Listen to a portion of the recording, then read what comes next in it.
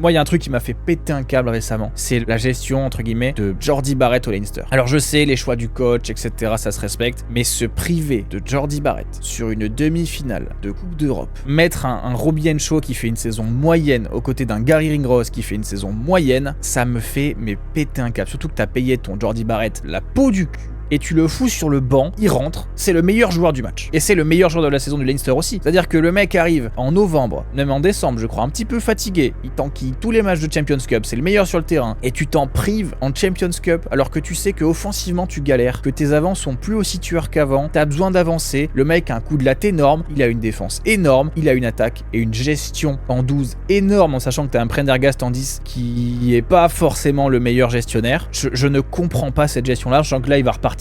Bah cool, tu vas à nouveau perdre en quart ou en demi-finale avec le Leinster parce que tes joueurs savent pas gérer 3 matchs d'affilée d'intensité. Alors c'est cool, t'auras touché ton salaire, mais qu'est-ce que t'auras appris en termes de rugby de très très haut niveau? Pas grand chose je trouve. Il aura appris des choses parce qu'il aura joué des matchs de Champions Cup intéressants, le quart notamment, face à Glasgow où il fait un match énorme, mais il joue pas de demi ou de finale de Champions Cup alors que je pense qu'il était venu pour jouer ça quoi. En sachant très bien que le Leinster était sûr à 75% de faire sa demi de Champions Cup quoi, voire la finale. Donc franchement là il va repartir au Hurricanes. Je trouve que c'est un gâchis immense quoi. Vraiment un gâchis immense.